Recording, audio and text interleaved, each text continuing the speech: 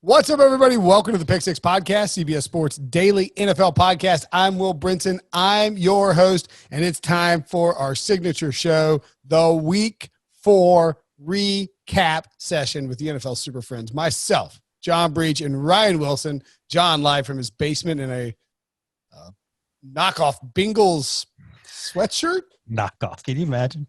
It's not even orange. It's like Texas colored. It's like burnt. And Ryan Wilson live from the glorious studios, podcast studio in Stamford, Connecticut. I thought wearing a Bengals jersey would be going overboard, so I toned it down a little. It's only one win. I'm not going to go overboard just yet, so I got a knockoff orange pullover, and it will get closer to the Bengals gradient of orange with each win. Okay. Well, we're actually going to cover the first place 1, 2, and 1 team before we get to your Cincinnati Bengals, and let's start Week 4. By the way, we're going to rip through all the games as we always do on here. You can check out everything you need to know about our takes on Twitter or at Pick Six Pod on Twitter and at Pick Six Pod on Instagram. Go follow the podcast social media accounts. I egged my best bets. Pete Prisco continues to be hot, and everything he thinks was going to happen in the season continues to happen. It's very disturbing, but let's first Pete Prisco 2020. It really is. It makes sense. It makes sense that Prisco would be good in a pandemic. Anyway. Hey, let me offer a suggestion for you. Why don't you tell us what happened in the game? But I think Debo deserves the first commentary on huge win, first win of the year for the Eagles. All right. Hey, by the way, you can watch this whole thing on YouTube, youtube.com/pick6. Even if you don't want to watch on YouTube, and you probably should, because if you get to the 70-minute mark of this podcast, we just start zoning out and yawning and stuff. But just go subscribe. Go do us a favor and hit that subscribe button on that YouTube channel. We are rolling up the subscriber numbers and appreciate it. All right. So the Eagles win 25-20 over the 49ers in San Francisco. Philadelphia closes a 9-point dog in this game on Sunday Night Football. The top fantasy performers, George Kittle, absolutely smashed in this game. Kittle was catching everything when the backup quarterbacks are in there, and Nick Mullins and CJ Beathard were in there for the 49ers. They funnel it to George Kittle. 15 catches, 183 receiving yards on 15 targets, by the way, and a touchdown. Kittle was incredible. The 49ers, though, lose the game after a bomb from Carson Wentz. Maybe it's one good throw of the night to somebody named Fulgham, Todd Fulgham, Travis. And then an immediate pick six by Nick Mullins. Debo, I'll ask you this. You have a little bit of bitterness that we talked about before the podcast, but mostly excited to see the Eagles get their first win of the season. Absolutely. I told you that tie was going to matter. I told you that tie. I mean, it's week 4, so it matters. Big right now. And I do think we'll get to it later. I think the Bengals are pretty legit, semi-legit. But the way that the Eagles played tonight, you just got to compliment them for their energy and their fight. There's every reason they could have lost this game, and they kept fighting. Carson Wentz, not a perfect game, but I'll take it. A huge step up from previous weeks. I don't think giving him credit for just one throw tonight is fair, but I know that's what you like to do when you're talking about Carson Wentz, and I'm on the other end of this podcast. Travis Fulgham was who caught that ball, Brinson, number 1. He went to ODU, and actually, what's funny? Timothy Fulgham. I had a very. By the way, he wasn't in the DraftKings pool. You couldn't even play him in fantasy. Well, yeah, he was in a practice squad. He wasn't drafted. I actually talked to him leading up to the draft. I was talking for 20 minutes, and so I had sort of a proud papa moment. There's a really good kid who busted his butt, didn't make a team. I think he got picked up by another team, got cut. Right place, right time. And look, 95 times out of 100, if you drop that ball as an undrafted free agent, no one cares. What were the chances anyway? He caught it, and then he held on to it, and then he got into the end zone. And look, it's going to sound like I'm sensationalizing this, but that throw could be sort of the turning point for Carson Wentz. Here's the thing, though, and I don't think Debo would disagree with this. That man is running for his life, and when he's not running for his life, you feel like he's Sam Darnold seeing ghosts, and you understand that. You get punched in the face 10 times in a row. When the one time the guy fakes it, you're going to flinch. So they have to sort that out. The injuries are out of control, but every team has injuries, and you just have to combat that. But I thought it was a gritty win against a truly terrible Nick Mullins. I don't know what happened to him. Yeah, I thought, people spent the week debating whether or not he was going to be the 49ers starting quarterback for the next 10 years. Yeah, unseat Jimmy Garoppolo. Did people suggest that Nick Mullins might be as good as Jimmy Garoppolo? That's apparently that got a lot of run. Nobody on this podcast, no, of course not, talked about that or believed it, but apparently that grew some legs and started running. And we saw in this game why Kyle Shanahan was smart to just shoot that down. Literally, as soon as he got the question, he was just so he got asked that. He got asked that leading up to this game. He's like, he literally said there is no scenario where Nick Mullins unseats Jimmy Garoppolo. And it's like he watches them every day in practice. You trust Kyle Shanahan's take on this. They just went to the Super Bowl, and now I think everyone trusts it. You don't think he would just play Nick Mullins in the He's not. If Nick Mullins is better, he'd play Nick Mullins. Nick Mullins is not better. 49ers offensive line wasn't good either. I thought the Eagles defensive line did a really good job. May have been the end of the Trent Williams Comeback Player of the Year award campaign on Sunday night. You hate to see. Fortunately, Mike McGlinchey was too busy getting trucked on every single reverse pancaked on every single passing down. For anyone is that a real phrase? How much are you going to owe, Ryan? What's that, Devo? How much are you going to owe, Ryan? Just to bring up. $20, I believe. Okay. And that's not counting the Mr. Trubisky money you and. Oh, I thought it was counting the Mr. Trubisky money. Oh, okay. Well, what's his face hasn't paid me either. He who shall not be named. Look, I was joking about Wentz's one good throw. Wentz was thrown to nobody. I mean, Greg Ward was his top receiver coming into the game. Like that's what happened to the Eagles last year in Week 17. Ward 4 catches on 7 targets, 38 receiving yards. Richard Rodgers. Do you remember Richard Rodgers? Yes. Do you remember what got a Hail Mary once? I mistook him for. Yeah, he's the Motown Miracle guy. Yeah. He's also the guy who the onside kick guy. No, he is not. That's who I thought it was. So I looked it up. Not? That was Bostic because I didn't want to. No, it was Richard Rodgers.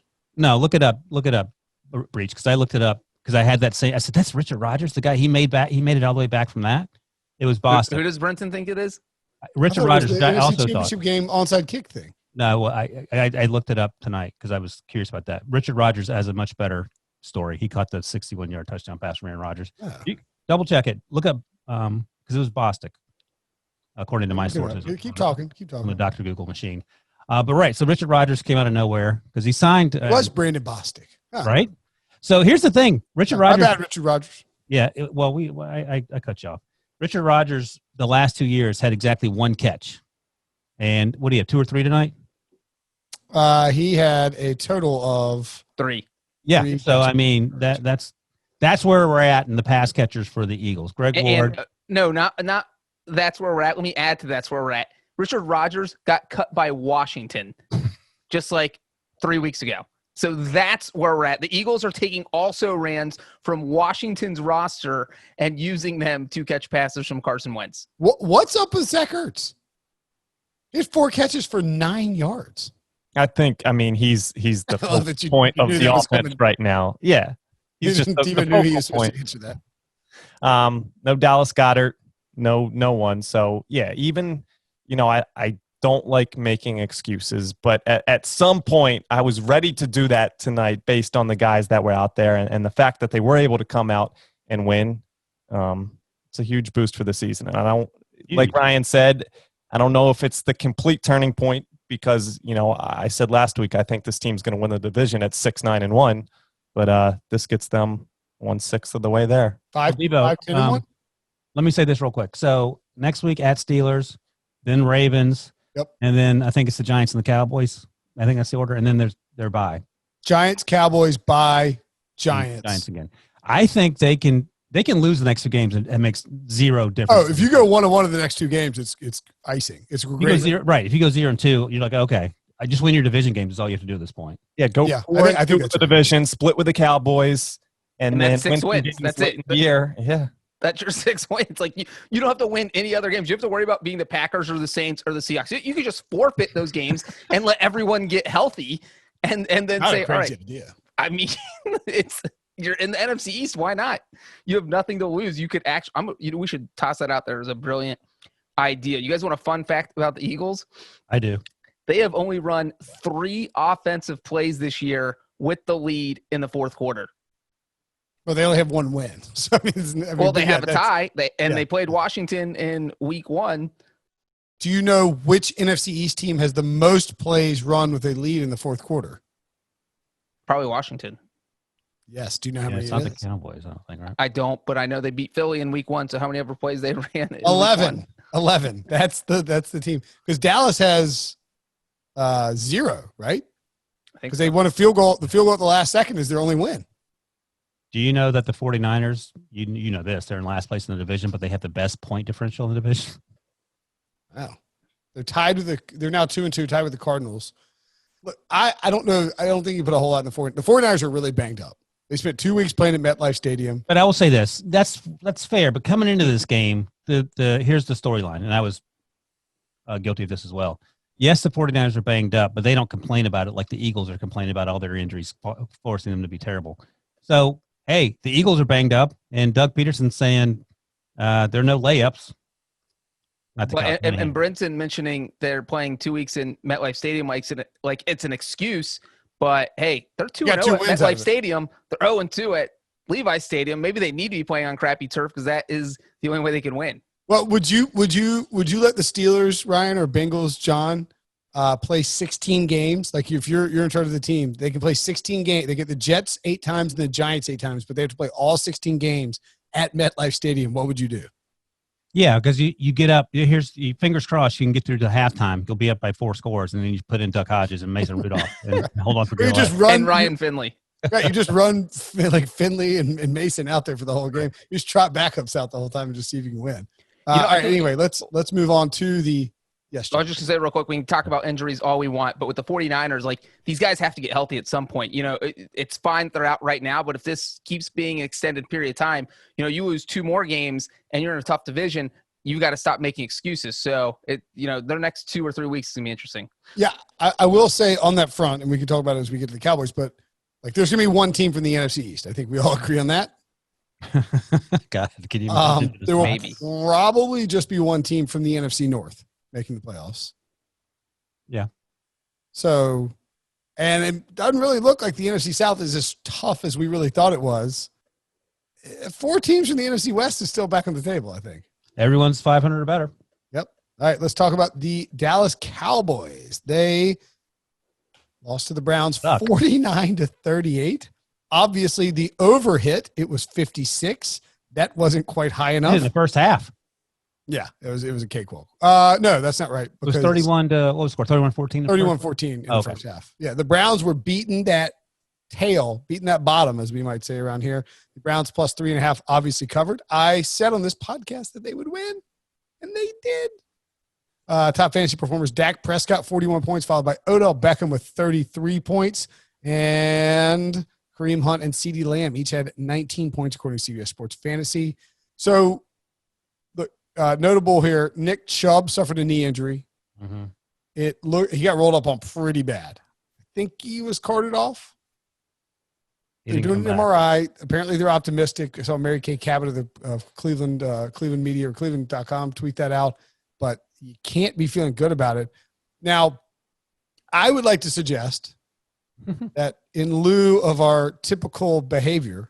In lieu of flowers. Go ahead. Right. I think we make this about the Browns. Let me give you one sad fact. And this actually has to do with the Browns because they generated turnovers in the first half. But the Cowboys coming into this game. You're still going to make it about the Cowboys. That's fine. No, but it'll come back to the Browns. I just want to get this fun fact out because I've been sitting on it all day. Coming into this game, the Cowboys are last in terms of allowing first half points at 21.7. And they blew that out of the water with 31. But again, there was Dak got strip sacked on the very next series. Zeke fumbled. I don't know if Dak threw an interception. I can't remember. It's been so long since the game. But there was not a lot asked of Baker, and that's okay because you can lean on the running game. We know the razzle dazzle with the Odell Beckham Jarvis Landry throw, which was nice. Odell Beckham played one of his best games for the Browns. I think he had 80-something yards. One of his best games? By far and away his best game. Yeah, I don't want to, has he had over a 100-yard game for the Browns? I think so, but I'm not entirely sure. He's the 4th player on the Browns since they joined the NFL in 1950 with 2 receiving touchdowns and a rush touchdown in the game, and the first since Eric Metcalf in 92. Third time in Beckham's career they scored 3 touchdowns in a game. The Browns, by the way, 3-1 for the first time since 2001. They finished 7-9 that season. And they have scored 30 points in 3 straight games, their longest streak since 1968. Woo! They scored 31 points in the first half, their most in the first half since 1991 against the Colts when Bill Belichick was in his first year as head coach. That is the third 100, to answer your question, third 100-yard receiving game for Odell Beckham with the Browns. I mean, did you see the Stefanski note? Because that's a fun fact, unless you're the object of that note. Kevin Stefanski has as many wins, 3 in his first 4 games, as Hugh Jackson had in 40 games, 4-0. That's on CBS Sports. Kevin Stefanski also has as many October wins as Hugh Jackson and Freddie Outhouse combined. That's 2 coaches who coached for a long time. Does he have 1? He has 1, which he got today. And they had 1 combined over the course of their 3 years. 3 years. That is pretty rough. I would say about it's hard not to make it about the Cowboys because the Cowboys. No, just talk about the Browns. No, don't talk about the Cowboys, Brinson. I am really, really impressed with what Kevin Stefanski is doing with this offense. He is, and I know that their 3 wins are against the lowly Jaguars, the lowly Bengals, and the defenseless Cowboys. Washington, not Jacksonville. Oh, wow. I keep saying that. Why do I keep saying that? Yeah, Washington against Washington, who's not that was the your way lowly of not Washington. saying the R word. Right. The lowly Washington football team, the lowly Bengals, and the defenseless Cowboys. But like Baker Mayfield looks competent again. He looks like his old self. Odell Beckham is involved in these games. Beckham should have had 2 touchdowns against the Bengals on that Thursday night game. Both Nick Chubb and Kareem Hunt have been awesome. The offensive line is substantially better. It feels like Kevin Stefanski knows what he's doing. Yeah, imagine that. Maybe. Go ahead, Breech. Oh, I was just going to say that, look, the one thing the Browns never, ever, ever do is beat the teams they're supposed to beat. Yeah. And that's what they've done the past. Because expectations have always just been so low in Cleveland that you beat the Bengals, you celebrate just because you beat the Bengals, even though it didn't mean anything. And now they've won 3 in a row. And the Browns, I thought, have had the most competent team. I don't know. I thought the Cowboys and the Browns are probably about even in talent. But Cleveland just outcoached them. They just did everything smarter, and they won how they're going to need to win going forward. Like, they ran the ball and let Baker Mayfield kind of be the second option. And he can, if he's making throws, their offense is unstoppable when they ran for over 300 yards. We haven't seen any team in the NFL rush for more than 300 yards in 2 years. So the fact that they were able to do that when they lost Nick Chubb in the first half just kind of blew my mind. So this is definitely a Cleveland team that I think is probably going to finish over 500. I mean, this offense feels like it fits Baker perfectly. And if it's running on all cylinders like Stefanski wants it to, I'm actually taking Baker over Kirby Cousins in this offense because I feel like Baker has more upside. I don't think that's too crazy to say. Oh, I think absolutely. I might take Jarvis Landry over Kirby Cousins the way he's been playing. Landry, by the way, was 1 for 1 with a 37-yard touchdown pass to OBJ. So that kind of hurts Baker's stats too. I mean, like you lose a half a field of potential offense against the Cowboys defense. And so Baker maybe has better stats with that. Baker, 19 to 30, 165 yards, 2 touchdowns. OBJ, 81 yards receiving, 2 touchdowns, and also ran 73 yards total. And by the way, that run in the end, that was the cherry on top of the turd sandwich that got dealt to the Cowboys. That Cowboys defense ought to be ashamed of itself for the way they played. They got absolutely steamrolled time and time again. And I know people want to dunk all over Dak. I think 3 straight games of at least 450 passing yards, which we get it. You guys suck so bad in the first half. He's got to throw the ball all the time in the second half. But him throwing interceptions to turn the ball over isn't why that team loses, because they can literally stop no one. Dak is the first player in NFL history with 3 straight games of 450-plus yards, as you note. Do you know what he's on pace to throw for in terms of yardage this year? 40 million yards. That's not enough. More. 67 million yards. No, 6,700 yards. He's on pace to throw for 6,700 yards. And it would be crazy to suggest that is sustainable, except the Cowboys are so bad on defense that he might have to do it. Remember, the Cowboys got down in this game 41-14. They were getting absolutely woodshedded by the Browns. They're down 31-14 at half. The Browns score the next 10 points. And I also think that says something like, if the Cowboys have been playing decent up until that point, Cleveland might have I think Cleveland's stats were suppressed because of that. You know what I mean? Like you're at 41-14, you're sort of taking your foot off the gas a little bit. I'm going to say one thing quick about the Cowboys, not about any of their players. I thought Mike McCarthy made a horrible decision to kick the onside kick. Dallas scored a touchdown. They cut the lead to 41-38. And at that point, they had stopped the Browns 2 times in a row for the first time all game. So your defense showing a little momentum, showing a little bit of confidence. And when Dallas scored, there was 3:42 left in the game. Yeah. The Cowboys had 1 timeout. They had a 2-minute warning. So even if the Browns got a first down on the following drive on a full kickoff, they still can't run out the clock. And you only need a field goal. So there's no reason to kick an onside kick in that situation. I thought that was just again, we've been saying what Mike McCarthy's doing. You don't recover onsides unless you're playing Dan Quinn's team. Well, I think he got a little too cocky because of what happened against the Falcons. Oh, we'll use the watermelon kick again and have it go flat. But the thing is, like, Brins, I think you nailed it a couple weeks ago, or Ryan, or whoever said it, that Mike McCarthy's literally just doing the opposite of what he thinks Jason Garrett would do, because there was no reason to kick an onside kick there, and he did, and that lost them the game. Like, that doesn't mean they would have won. It just means that they would have had a better chance of winning if they didn't do it. I don't think the Browns call that reverse to Beckham from their own right. 20. Exactly. It's a risk, because if you lose 10 yards, you're backed up at your own 10-yard line all of a sudden. Yeah, right. You're not calling that play. You don't call that play, and you don't call that. Yeah, I mean, that feels like a play you call when they try the onsides and don't get it, and you have some, because like you're like, all right, look, worst case scenario, we lose 10 yards here, run the ball twice more, and we punt and we just try to stop them. Is anyone saying, okay, Mike McCarthy, this isn't your fault, you're putting up astronomical numbers on offense, this is all on Mike Nolan? Or are we saying, right? They were down 41-14. They were getting blown out by the Falcons. Like, Mike Nolan's the defense coordinator. They should be 0-4. The Cowboys should be 0-4. But I'm saying, if Mike Nolan had whatever the reason is the defense isn't working, it's not, Mike McCarthy's not a defensive guy. Well, I mean, I would say this about the Cowboys. One, their defense just is bad. Like, we knew it coming into the season that it was not going to be good. They don't have the personnel to be very good. Two, you have this offense that can do whatever it wants. Why isn't it doing it before garbage time? That's the question that Mike McCarthy needs to answer. Well, and that begs the question, can it do whatever it wants, or do we just think that? Because anybody can, and I'm not putting this on Dak at all. Anybody, if you have Dak Prescott, CeeDee Lamb, Amari Cooper, Michael Gallup, and Dalton Schultz, who's a replacement for Blake Jarwin, and Dalton Schultz apparently is awesome, and Zeke Elliott, anybody can rack up garbage time points against a team that's playing prevent defense. Like, that's not I would hard. argue that Andy Dalton could not, but go ahead. Okay, that seems unfair, but okay. Why would you even bring that up, Ryan? Drive-by shooting. There it is. That's all I wanted.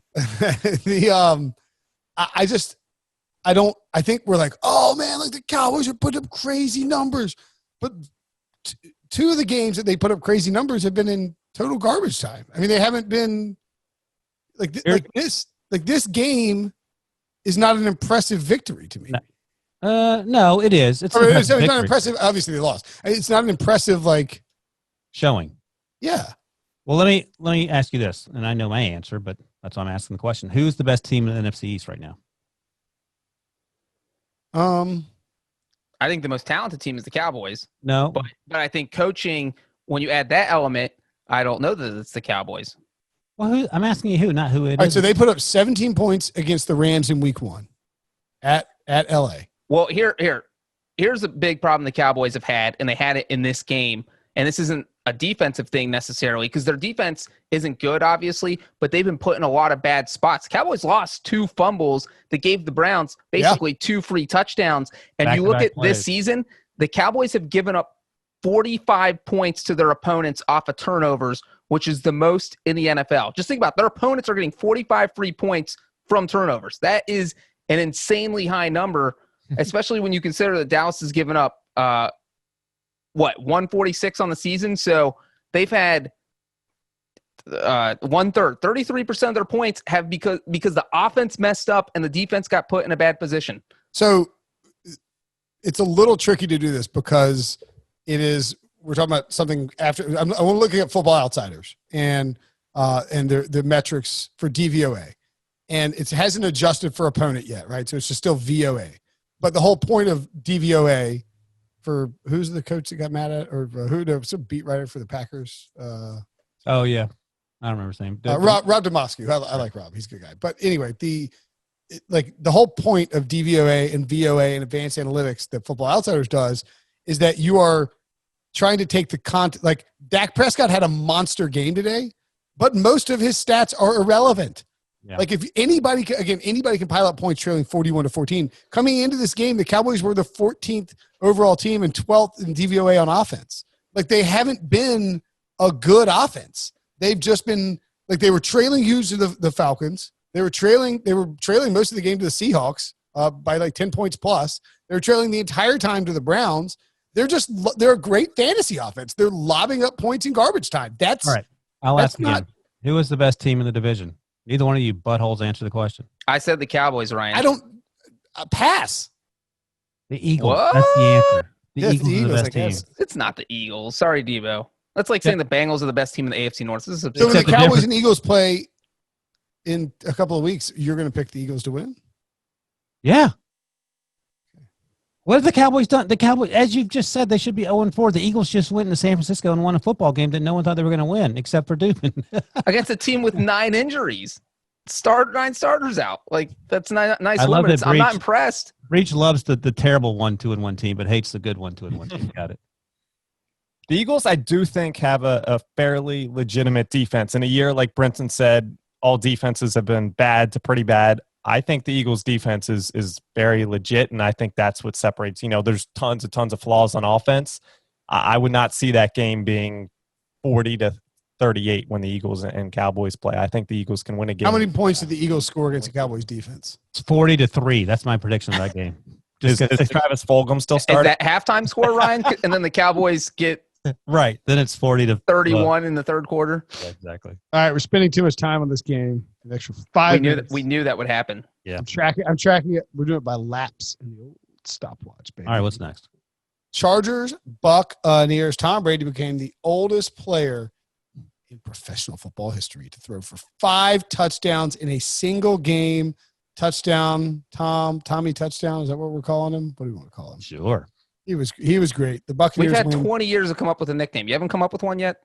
The Llama? What's his name on Pro Football Reference? Tommy. Have you not seen that? There's like a whole Tommy. Tom. No, I haven't. I call him Greg Brady. I call him Bobby. Weird. Tom Brady's nicknames on PFR: TB12, Tom Terrific, Touchdown Tom, Goat, the Pharaoh, Comeback Kid, or Sir. Well, you said something else, didn't you? I was just naming stuff. I don't know what I'm talking about. Okay. All right, don't get distracted. Stay focused. Sorry. 38-31, Buccaneers beat the Chargers. Tom Brady, 30 of 46, 369 yards, 5 touchdowns, 1 interception. Ronald Jones, 20 carries, 111 yards. Mike Evans went bananas as well. B-A-N-A-N-A-S. That's right. 7 catches, 122 yards. Scotty Miller, 5 catches, 83 yards, and a touchdown. O.J. Howard also scored a touchdown. Likely lost for the season, according to Bruce Arians. But as good as Tom Brady was, and he was awesome, may have been overshadowed by the fact that his defense got completely shredded by rookie Justin Herbert. Yeah. One thing about the Tom Brady, 5 touchdowns to 5 different receivers. First time in Tom Brady's career he's ever done that. That's pretty fancy. But you're right.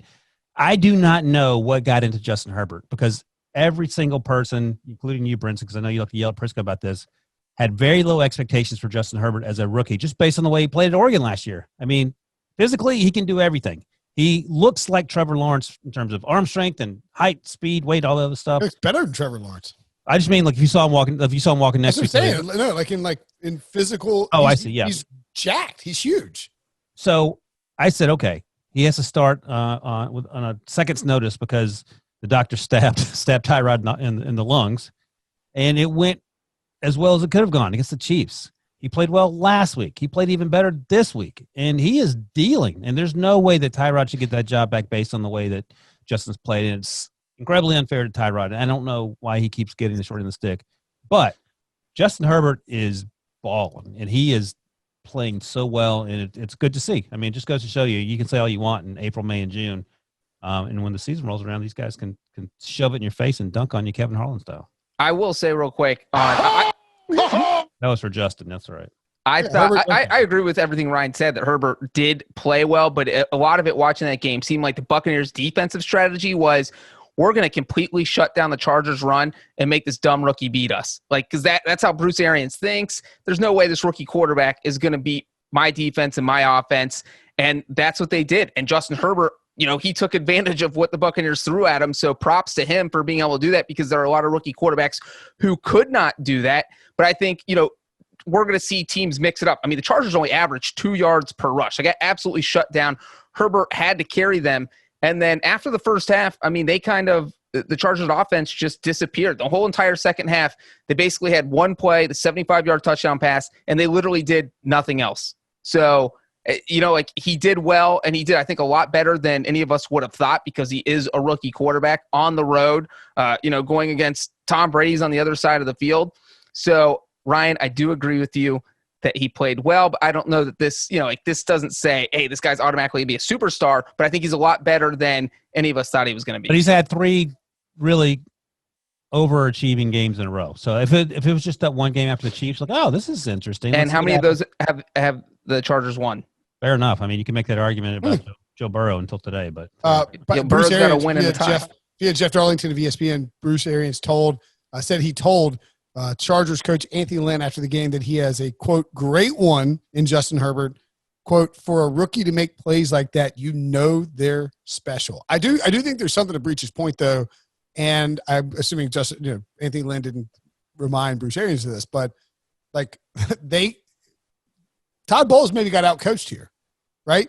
Like, they stacked the line, and the Bolts ran a bunch of vertical shots, and Justin Herbert connected on them. And they weren't easy throws. Yeah. I mean, but they took a couple of shot plays early on.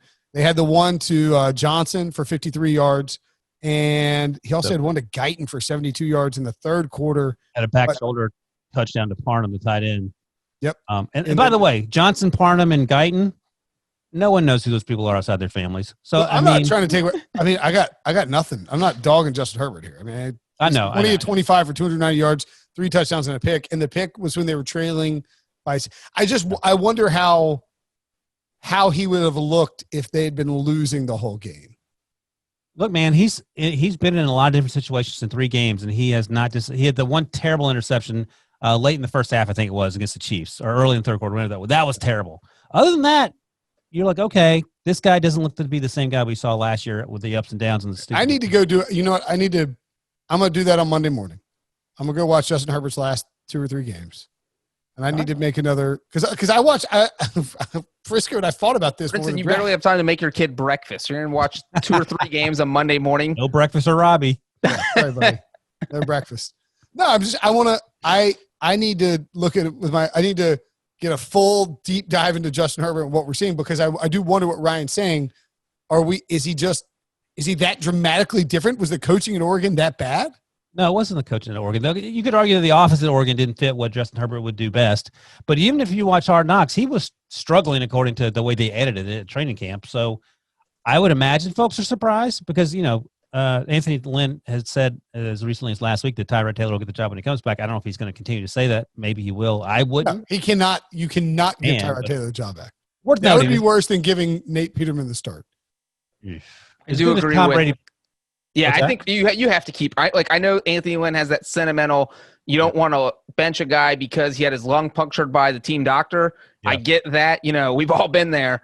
But we've seen how Justin Herbert's playing. You cannot bench him at this point because I do agree with Ryan that yes, they have lost all 3 games, but he is getting better. He seems to have more understanding, and he diced up the Buccaneers for a half. So you just let him keep playing because he keeps getting better. And, and by the end of the season, he could be a superstar. He could end up being the best quarterback in this draft class, and that's coming from Mr. Bengals homer. He ain't going to be that good. That ain't true. By the way, you drafted him 6th overall. You owe it to – he clearly can hang. More than hang.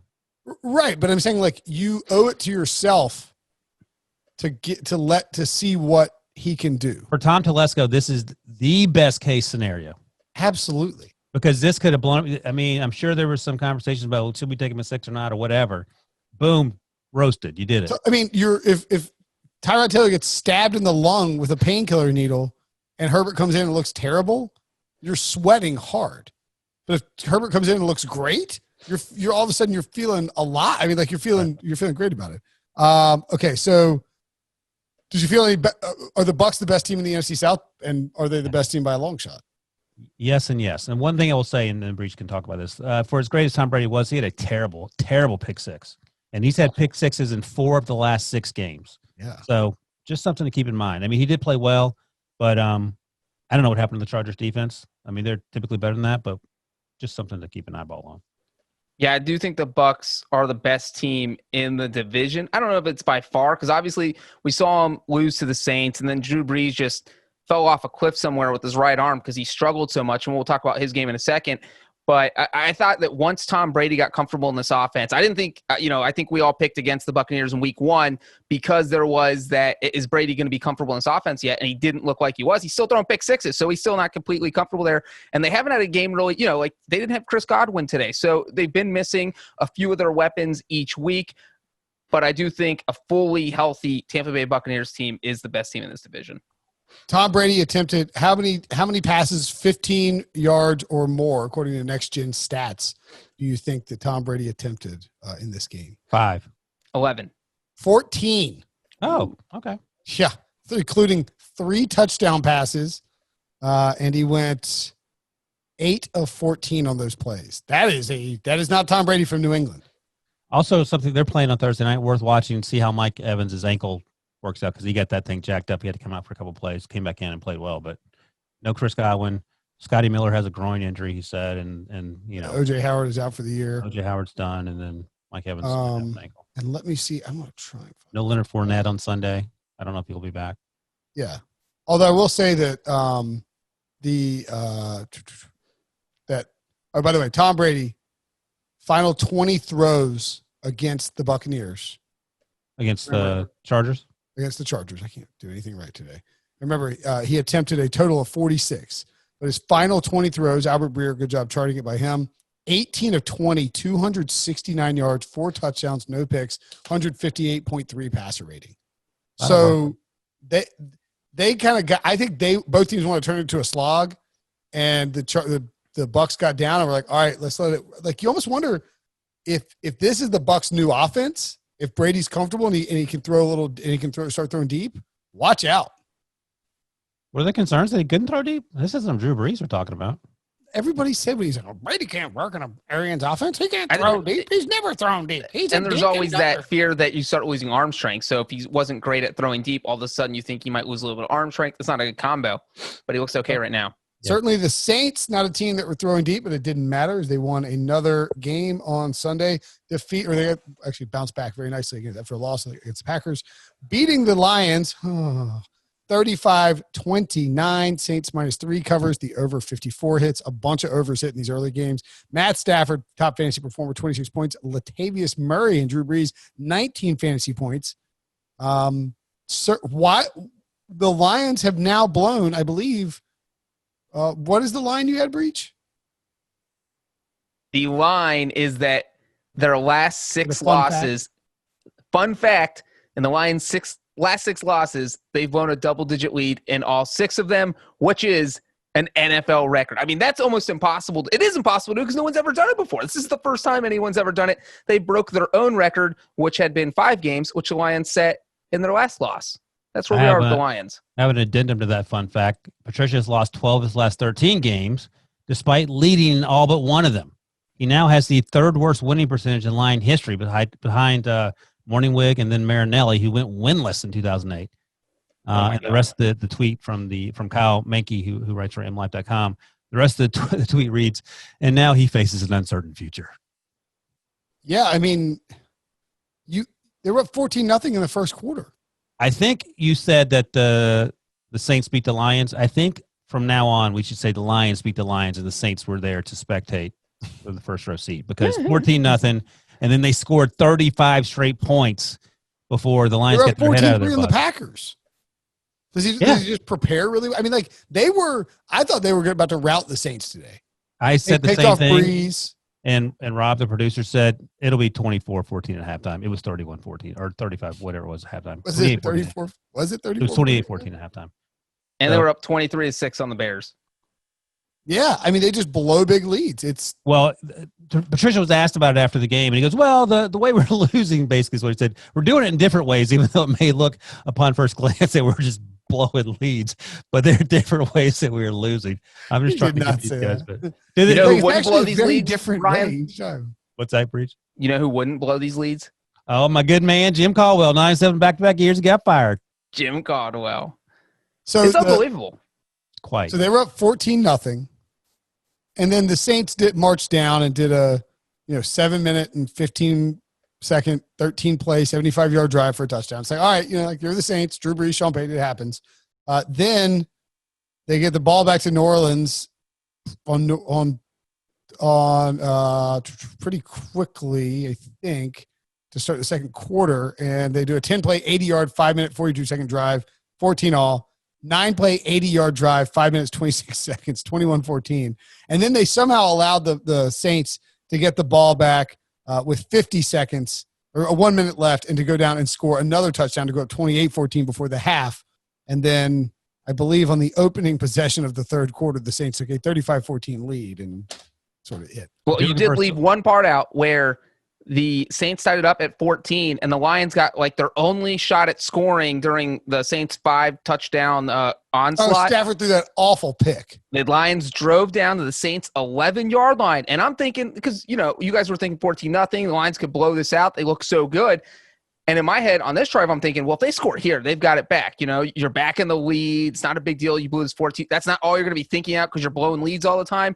And Stafford literally threw just a horrible, horrible interception. And that's when I was like, all right, I can turn this game off because there is a 0% chance the Lions are winning. Yeah. If you're looking for a moral victory, DeAndre Swift caught a touchdown pass. He didn't do that in week 1. They lost. But he did one early in the game, and they still lost.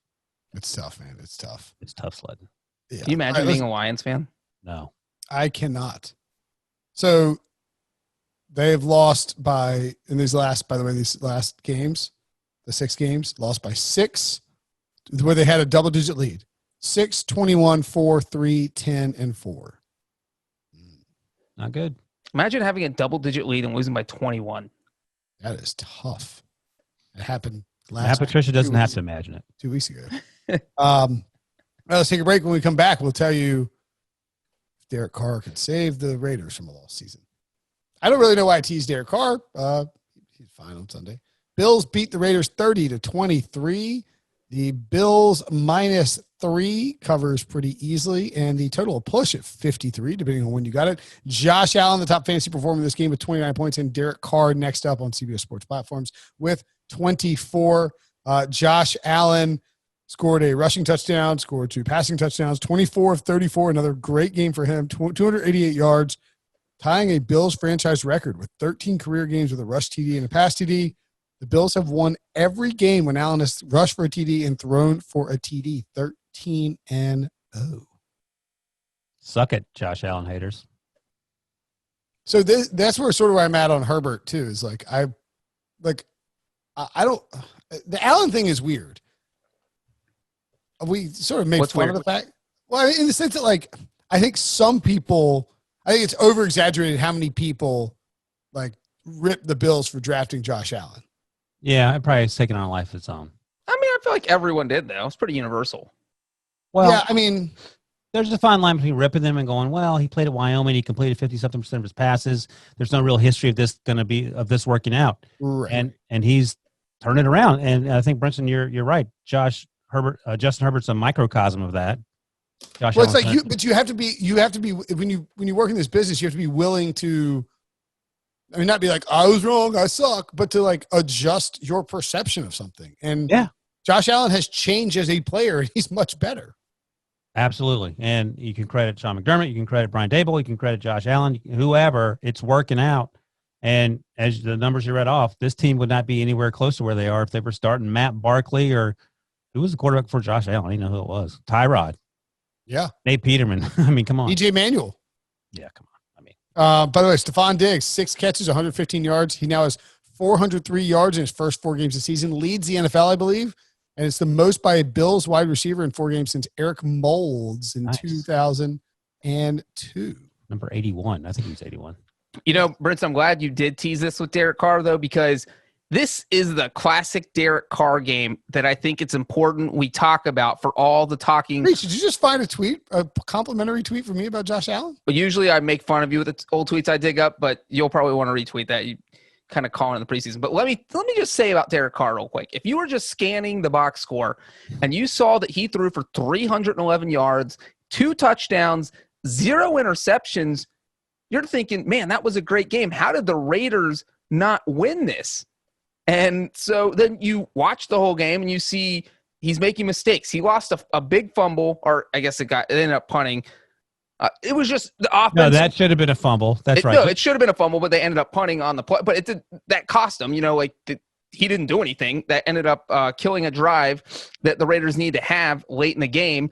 And the final score here probably should have been 30-16, but the Raiders got a garbage time touchdown where Carr kind of padded his stats. And this was just the Raiders' offense was just a total disaster in the second half. You know, they lost 2 fumbles. Carr lost another fumble. So the first one you talked about, they end up getting the whatever. What's it called when you quit going forward? The forward progress. Yeah, forward progress was Right. called that. So that wasn't supposed to be punted. But then he fumbled later, and then Darren Waller fumbled too. Yeah, and then he fumbled with another 6 minutes left to play. And so it was just he didn't have a great game. And so, you know, when we're looking at he took 2 big sacks. He never takes sacks, quote unquote. He's taking sacks the worst possible time. Yeah, and at the end of the year, you know, you look at someone's stats, you're not looking at their individual games. You're like, oh, well, Derek Carr, he put up all these solid numbers, but he's doing this and they're not winning. And this is kind of indicative of kind of what his career's been like with the Raiders. So, you know, I don't know what the fix is here. The Bills are a good team. There's no shame in losing to them. But, you know, the Raiders, this was a team that's 2-0, and now they're collapsing pretty quickly. To your point, Breech, Carr is now the all-time passing leader in Raiders franchise history, with a passing touchdown leader, with 151. You could give me 1,000 guesses. I would never get. I mean, Jim Plunkett, Kenny Stabler, Darryl LaMonica. Nope, Derek Carr leads. Marcus Russell. Marcus Russell. Carson Palmer. Jason Campbell. Nope, Derek Carr. Yeah, I will say that he's probably been, I mean, like Stabler and those guys back in the day. I would have guessed Rich Gannon, actually. But Rich Gannon. I mean that's not the MVP, a co-worker who's the MVP for Gruden or for Bill Callahan. But, yeah, I would say that, like, Derek Carr's, you know, plays in a modern offense and has been there since, was he drafted in 2013? Sounds right. Derek Carr? Yeah. I think 2014. 14 with Bortles, because he was the same year as Bortles. All right. Yep. Look, the Raiders, John Gruden is a really good play caller. The Raiders' defense is terrible. Carr doesn't like to challenge down the field unless he has a free play. Darren Waller has to make every play possible for them to be good on offense without Henry Ruggs there. And if you bottle up Josh Jacobs, you can easily get them down and make them one-dimensional, and it becomes a problem. And there are a pretty few simple. things I would imagine more frustrating for John Gruden than in crunch time, like second half, fourth quarter, to see Derek Carr come back to the sideline after taking a stupid sack or having a stupid fumble because he didn't get rid of the ball, and just having that look on his face like, what do you want me to tell you?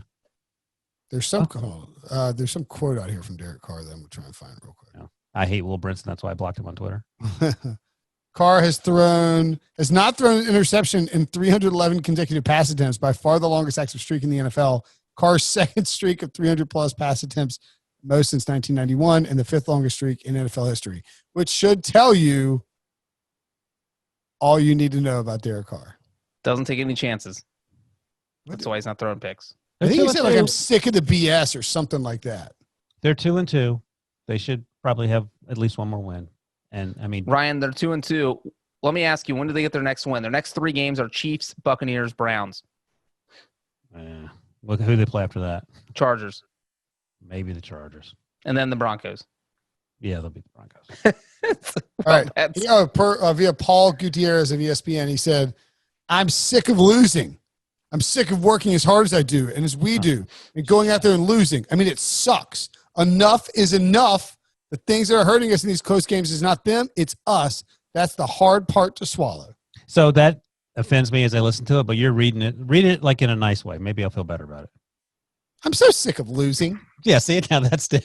I'm sick of working as hard as I do and as we do and going out there and losing. I mean, it sucks. Enough is enough. The things that are hurting us in these close games is not them. It's us. That's the hard part to swallow. That's a pep talk at an insurance seminar. That feels a little better. Our family's going to unblock you on Twitter just so they can reblock you for that impression. He also said, Good me Lord. being here, my 7th year, I've just seen too much crap. I've seen a whole bunch of crap. I'm just being honest with you. Is it What going does to take that my mean? positivity and my joy away? Absolutely not. I'm going to be me regardless. But is it okay for me to be a little hot, a little pissed sometimes? Yeah. And this is one of those moments. Using the Phillip Rivers language. Golly.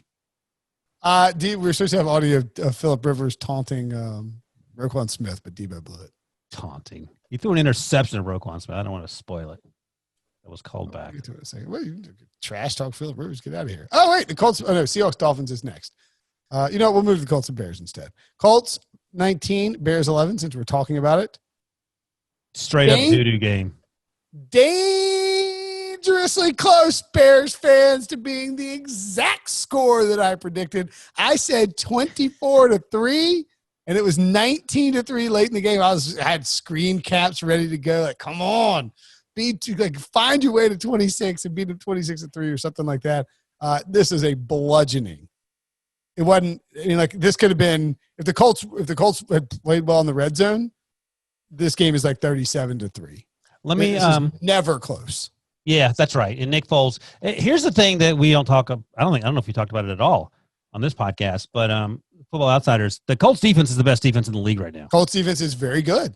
And they're sort of under the radar good because we talk about Phillip Rivers and the offense and all that. But that's a big issue for Nick Foles. That said, the Bears defense ain't bad either. And, I mean, Khalil Mack dropped an interception that hit him right in the hands.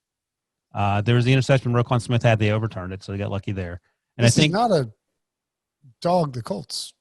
No, I know, but I just talking Phillip Rivers. I was going to get to my point. So in terms of the geriatric quarterbacks, Brady, Rivers, Big Ben, Drew Brees, how are you ranking those guys in terms of the way they played through 3 games? That's a good question. Brady is top. one. Yeah, Brady's number 1. Number 2 is where it gets interesting. Yeah, I mean, I haven't really watched Ben that much. He looks exactly like he He's did. last. Oh, No, he's just. I think Breeze is clearly last. Yeah, Breeze is last. So it's just a matter of Phillip or. Well, I just think that I don't think Phil's Rivers. I would take Rivers too personally. I think Rivers looks fine. They're not asking him to do much. Right. If I had to pick, I just and I agree with that. But if I had to pick these 4 quarterbacks for one game to play in like week 8, I think Breeze would be my number 2, only because I thought he looked decent in week 1. I thought he looked good in week 4. And the only 2 games where he didn't look good, he didn't have Michael Thomas. And if you take the best weapon away from any quarterback, they're going to struggle. And so I would put Breeze at number 2. Number 4. I would slap you in the face. I can't reach you, though. So Rivers was 16-29 for 109 yards, 1 touchdown, and no picks. And I agree, the Bears' defense is not that bad. Like it's somewhat problematic. Their offense just is nothing whatsoever. Jonathan, the Bears had actually been run on the first 3 weeks, like kind of sneakily. Jonathan Taylor didn't do a whole lot. Right. The Colts are not interested in trying to get involved in shootouts. Yeah, it sort of reminds me, the way they play is sort of what Tomlin says, style points don't count. They're just out there beating you in the head and going home with a win. That's the overs hit unless you're playing the Colts. Yeah. I mean, the Bears' first 3 drives were 12, 15, and 14 yards. Punt. They went 84 yards and got a field goal, punted, and then that was the end of the first half. Punt, interception, and touchdown. Like, they were never a threat in this game. you know Nick Foles' record? The Colts, by the way, 21, 30, 44, and 30. That's how long the 4 field goals that Rodrigo Blankenship kicked from the second quarter onward. Do you know Nick Foles' record as a starter after leaving the Eagles? Oh, you're taking out whatever the crazy season. Since he's left Philadelphia, what is he as a starter? How many games is it? 5. What? He's only started 5 games? Yeah. 0-5? 0-5. He's only started 5 games since he left Philly. Remember how terrible he was and he got hurt at Jacksonville? Oh, yeah. I guess he was terrible. Yeah, I guess he was terrible. He's only started 5 games? That's the stat we kept saying on HQ today, so I hope it's true. That is wild, man. Debo, you're our Nick Foles historian. Yeah, I mean, he got hurt in week 1 last year versus the Chiefs. Gardner came in, and then Nick Foles replaced him about midway, but that was only 4 games started, plus the one today. That sounds right. 5 sounds right to me. Thank you. Oh, so it's not counting. You're saying, okay, gotcha. The second stint off the Eagles, that's what Ryan, not when he went to the Rams, Chiefs, little hiatus for a couple of years. Yeah. So because he went 4-7 with St. Louis, 1-0 with Kansas City, came back to Philadelphia for 2 years, and then 0-4 with the Jags. Super Bowl in those 2 years. Yeah, don't forget that part. That's right. He, not Carson Wentz, won the Super Bowl. I knew that. And then now 0-1 with the Bears. I mean, There's no way. No, well, I was going to say, there's no way you bring back Mr. Trubisky, though. I mean, Nick Foles would have to play 10 times worse than Nick Mullins before you would think Trubisky, I would feel like. See, I don't know about that. I feel like will play again. Well, I thought there's no reason you can't play. This isn't like Justin Herbert, Tyrod Taylor, when you spent a 6th round draft pick. This is where you traded for a guy to maybe replace your starting quarterback. And if Nick Foles can't get anything going, we saw what kind of spark Foles gave the Bears when they benched Trubisky. Why not just flip it? It doesn't matter. You're the Bears offense. Like, it literally doesn't matter. You're so bad that you plug and play the quarterback. And you know what? No, you know what Matt Nagy needs to do? You name Mitchell Trubisky your full-time starter again. Then you pull him every week after the first quarter. Or at halftime. Bring Nick Foles off the bench cold, and that's just how Foles operates. Like, he's better off that way. So let me ask you this. So let's say that Nick Foles is a 51 and that Mr. Trubisky is a 49 in terms of how good they are on a scale of 1 to 100. Is there any reason to bring in Mr. Trubisky, knowing that if he plays relatively well and he wins you 0.75 more games, you're going to have to pay him $25 million a year? Well, but Ryan Pace wants to pay him. Well, in that case, they shouldn't have benched him. Just put him back out there. I think that's the whole thing is Matt Nagy benched him mid-game. And if they don't win, I don't know that – you know what I'm saying? Like, if Trubisky doesn't look great against the crappy Falcons, I don't know. I don't know what you do. The whole problem is that you spent the offseason deciding that Nick Foles could save you. Now, it's also possible the Colts defense is good and Foles will look better next week. Let me ask you this. Do you think they would be better off with Cam Newton? You think? Or Andy Dalton. Let me ask you this. Or Andy Dalton. The Bears play the Bucs in the battle of beats and black bears on Thursday night. Then they play at the Panthers 10 days later. Loss. At the Rams. Saints at home after a bye. Titans on the road and Vikings at home in their next 6 games. What's their record after 6 more games? They're 3-1 right now. I'll give them 2-6, and that's just because the Titans may not be a football team anymore by that point. They can win by default. And then the Vikings, I'll give them a mercy win. Wait, how can they be 2-4? Okay, Ryan, I was like, your math, I'm just going to say. So 2-4 in those games, so they're 5-5. I agree with Ryan. I think 2-4. 3-3 at best. Sorry, Bears fans. Brinson pays us to knock you guys. By the way, Brinson, why do you hate the Bears? Did you have a traumatic incident at a zoo when you were a child, like in a bear cage? You know what? Breech, my buddy and our coworker, Jim Rome, asked me this on the radio the other day. And he's like, so what's the deal with you and the Bears fans? So I was like, Jim, here's the deal. I picked them to win the division 3 years ago. They did win the division. 3 years ago. I did. I thought the Bears would be sleeping to win the division. Sounds like a long grudge going here. No, I wasn't mad about that. The next year, I suggested in the offseason, and I wasn't alone in this, that the Bears might regress, that the defense could potentially regress. And Bears fans insulted my child. They insulted me. They came at me on social media. I didn't appreciate it. I didn't say they would suck. I said they'd regress. They went 8-8. They missed the playoffs. Or did they make the playoffs that year? I don't know. And then ever since then, I've sort of been on the train like the Bears might not be very good. And the Bears haven't been very good. And this year, I said they were a fraudulent 3-0. And then Let they're me going to give get you whipped. the TikTok of how Brinson's social media interactions go with fans. He says something good. He says something bad. Fans get angry, and then Brinson just goes scorched earth on them. And that's why he has one team left. It's the Carolina Panthers. He's already dumped the Chargers because they hurt his feelings with Phillip Rivers. He has one team left. No, he still has the Colts. He has whoever Phillip Rivers is the quarterback of is his other team. There's just a couple of fans got mad at me this week, but here's my pick, my Reddit for the pick of Colts-Bears. A 3-0 team with a fan base that won't stop complaining about a lack of respect for the team that just managed to complete a second 15-point fourth quarter comeback of the season. 3 games in after benching and starting quarterback as an underdog at home. That's so weird. Colts are going to win by 20-plus points. See my mentions, Bears fans. Colts 24, Bears 3. And that's the other thing. You lean into it. Boom, boom, boom. You double down. Like, I don't like having, anxiety because people are saying hateful things about me. You're like, bring it. You're like Happy Gilmore. Brinson in the batting thrives cage. on it. He literally thrives on it. He is Happy Gilmore in the batting cage. Just you know how it's like, you know how Superman he absorbs the sun for his power. Brinson needs the hate. Yeah, that's how he survives. You think hate is your ally?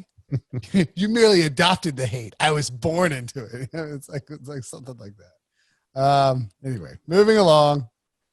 This is where we derail. Diva gets stay on target. Derail. That's right. I've given up completely on my charting the laps that we're making here. But by the way, the Colts as a Super Bowl pick, I don't feel bad about right now. Okay, the defense can do a lot for old quarterbacks. They're gonna have to do a lot of work to get through the Chiefs, obviously. We'll talk about the Ravens in a minute. Let the Ravens and the Chiefs beat each other up. And you know what? The Colts were the one team that manhandled the Chiefs last year. That 19-13 win. Point breach. I just think I am pleased because the Colts defense is a lot better than people thought. Their point differential through 4 games is plus 47. All right. I'm with you. What's next? Oh, some Phillip Rivers stats real quick. Oh, gosh. Just kidding. Seahawks 31, Dolphins 23. The Seahawks cover the 5.5. The under 54.5 actually hits. This was the one over-under on the early slate that didn't hit, I believe. Russell Wilson, 24 fantasy points. Chris Carson, 22 fantasy points after leaving with concussion-like symptoms. And Ryan Fitzpatrick, 18 fantasy points. The Seahawks improved to 4-0. There are only 2 4-0 teams currently in the NFL because of COVID-19 situations. 2 of them, one of them will play on Monday night, and then who else plays on Monday night? No, 2 of them will play on Monday night. 2 3-0 teams, so we could have more. But the Seahawks, along with the Bills, are the only 4-0 teams. It's the second time in franchise history the Seahawks have gotten to 4-0. Do you know when the other one was? 2013.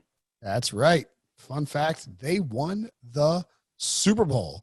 Russell Wilson ties Peyton Manning from 2013 for most passing touchdowns through 4 games in NFL history with 16. Russ cooked again. Mm-hmm. But the Seahawks, I will say the Seahawks looked a little lethargic, and the frisky Dolphins had a shot to sort of steal this game, and Russ and Seattle put their foot on their throat. I wouldn't say Russ cooked. He had a terrible interception in the end zone, but they traveled, and Breech is the travel expert, and he can weigh in on what it meant. But they traveled across the country. The farthest points I think 2 NFL teams can play, Seattle down to South Florida. Correct. And they won a game. And it was against a frisky team, as you noted, the Dolphins. Dolphins kicked 5,000 field goals. Ryan Fitzpatrick led the Dolphins in rushing yet again, and he threw a couple dumb interceptions. That field goal that Brian Flores kicked down 17-12 with 8 minutes left felt cowardly. It's 4th and 5 it was a 29-yard field goal, 4th and 5 from the Seattle 11. I think it's not like the Seahawks defense is any good. That's my point. You're playing a bad defense with a YOLO quarterback. You're YOLO. Sound like you're a pretty big dog. You're only down 5. Like, you score there, and you kick the field goal there, and then Seattle goes down and gets a touchdown, and you're down 9. Right? But like, if you get a touchdown there, you're up, and then I don't know. I just felt like they should have gone for it. Breech? Nothing? I mean, I get why he did, because he felt like they had been slowing down the Seahawks all day, and he thought they would. So you're thinking, all right, next time they're out, we'll force them to punt, and now we only need a field goal, and we'll take the lead. So, the timing of it, I kind of I do think they should have gone for it, but I at least understand his thinking because hey, look, we still have 8 minutes left in the fourth quarter. We get one stop, we get a field goal, we're in the lead. We've had a pretty good day slowing down Russell Wilson. We got that crazy pick in the start of the first or the second half that Ryan just talked about. But I will say for me in this game, I thought the most impressive thing that Russell Wilson did was 2-minute drill at the end of the first half, except instead of having 2 minutes to run the drill, he had 24 seconds. 24 seconds. They drove 75 yards in 24 seconds to get a touchdown at the end of the first half. This is great, man. I think the big winner is Devontae Parker for Brinson's reasons. We talked about Nick Foles being bleh. Ryan Fitzpatrick is doing Ryan Fitzpatrick things. At what point are we going to have the Tua conversation? I don't think they want to do it if they don't have to. Yeah, I can see that. I mean, Fitzpatrick. He was dealing with injuries this week. He was on. Well, it was illness, but it was non-COVID related. So I don't know what the. Well, right. You don't want to throw your sick quarterback out there to. But presumably he was back, so I presumably it won't be. It's not a month-long thing. I mean, I feel like you watch the Dolphins on a week-to-week basis, and Ryan Fitzpatrick is running a lot. He led them in rushing with 6 carries for 47 yards and a touchdown. He runs a ton, and he takes a bunch of big shots. Not like he's staying in the pocket and gets crushed, but he's aware. He's not trying to process the offense on the fly.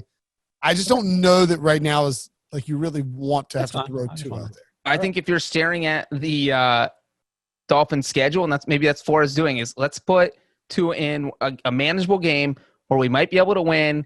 And I am staring at, we play the Jets 2 weeks in a row, or 2 games in a row. That is when I start Tua. And then you have the Bengals in there too. So you go Jets, Bengals. That is where you start Tua, if you're going to start them. Here's the thing, though. You do not want to lose to the Jets under any circumstance. So I wonder if you shy away from that. That's it. And Ryan, you mentioned Seattle to Miami being the longest flight. That is 5.5 hours nonstop. And to put that in perspective, New York to London is 6.5 hours. Yeah. So you're almost flying United States to Europe. Yeah, that's why I'm okay with it. I mean, the Seahawks didn't look great, but who cares? They traveled 3,800 miles or whatever it ends up being, and they won a football game, and they're 4 now. Yeah, they're a really good football team. Vikings 31, Texans 23. You can tell Ryan really wants his beer. Vikings 31, Texans 23. The Vikings cover the plus 3.5 that they were dogs at home easily. The over sneaks under 53.5. Top fantasy performers: Dalvin Cook 26 points, Deshaun Watson 24 points in garbage time, Adam Thielen 17 points as well. Is there any chance that Bill O'Brien decides to fire Bill O'Brien?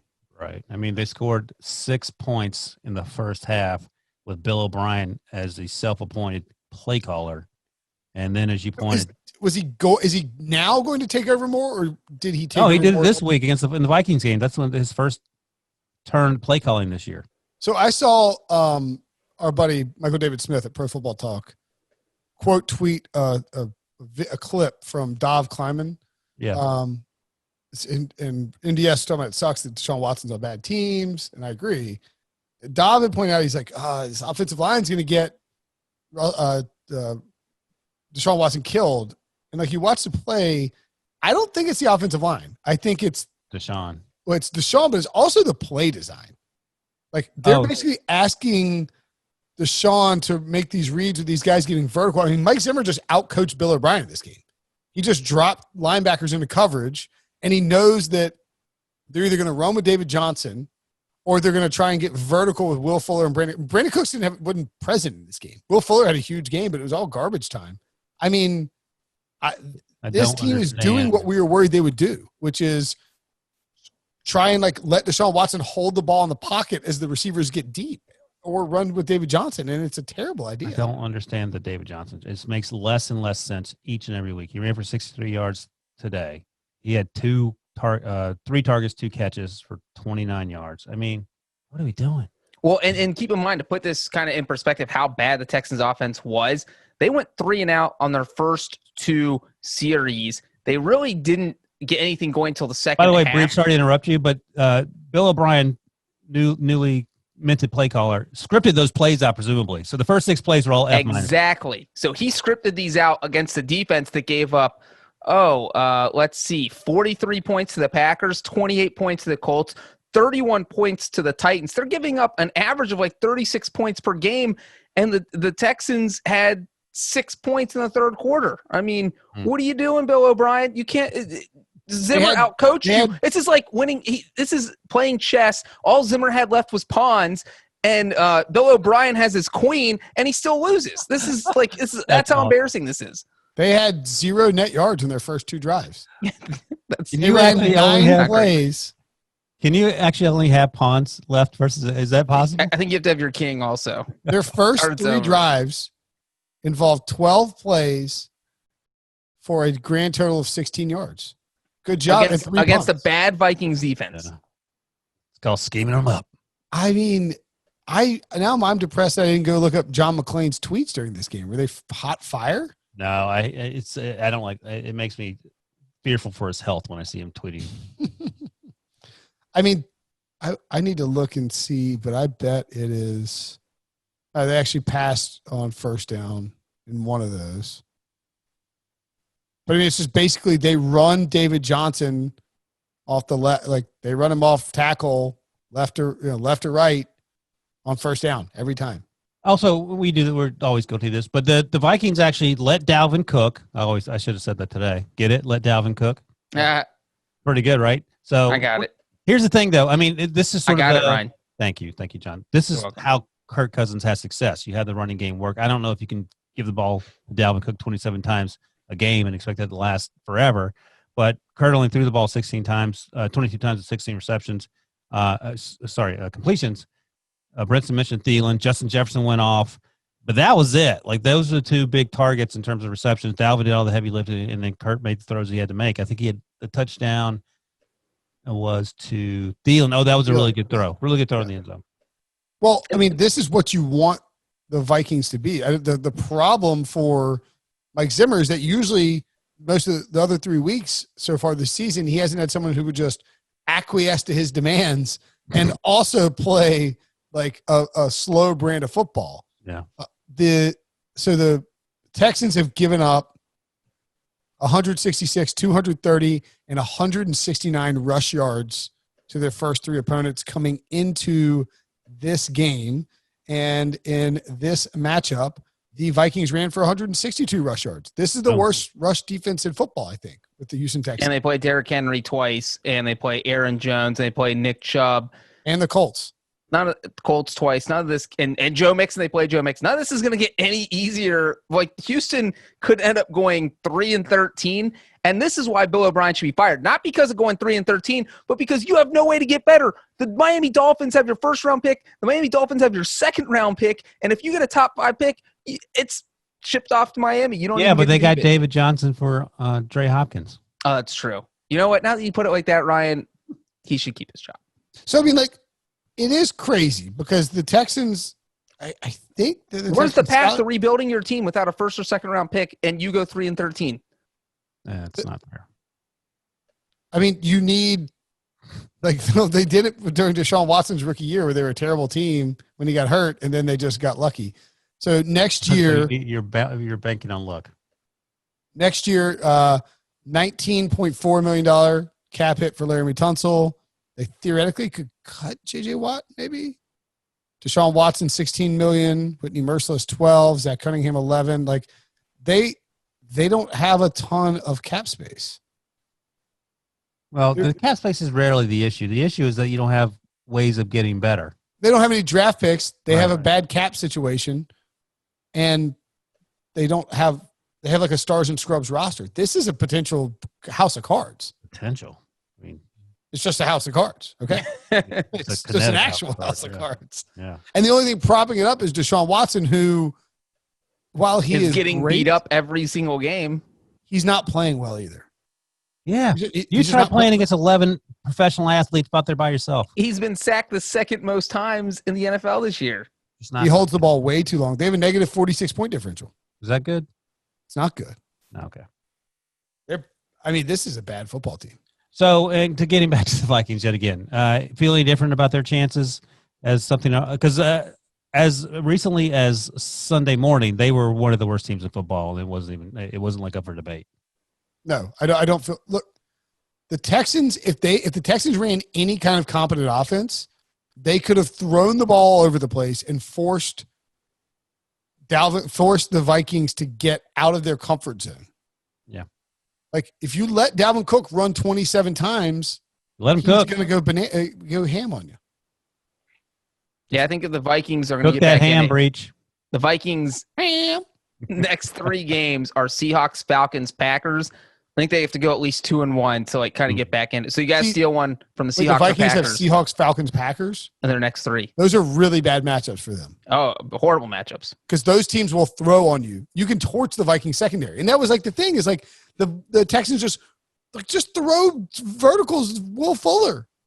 They did. They still lost. Or they did in the second half. Well, Bill O'Brien only wanted to score 6 points in the first half, and he got that off. Once he checked that off the to-do list, then he got to work. And it's crazy, too, because he was down like 17-6 at halftime. Correct. All right. We're not letting the Vikings derail us again. Not the Vikings, the Texans. Texans. Was it Texans last week, too? No, just in no point should you be derailed by the Texans, I think is the takeaway. By the way, most receiving yards in the first 4 games in Vikings history? Justin Jefferson. No, Randy Moss, man. Oh. Just kidding. It's Justin Jefferson, 348. Yes. Hassan Jones, second, 287. Then Randy Moss, 273. This is Kirk Cousins' first game without an interception, by the way. Good job, Kirby. Jefferson. Rams 17, Giants 9. That sound you hear? What is Survivor pools everywhere. Rams were trying not to win this game. The Giants covered the plus 13. The under 48 hit. Jared Goff, 14 fantasy points. Cooper Kupp, 12 fantasy points. The Giants have not scored a touchdown since week 2 of the fourth quarter against the Bears. A sort of meaningless one.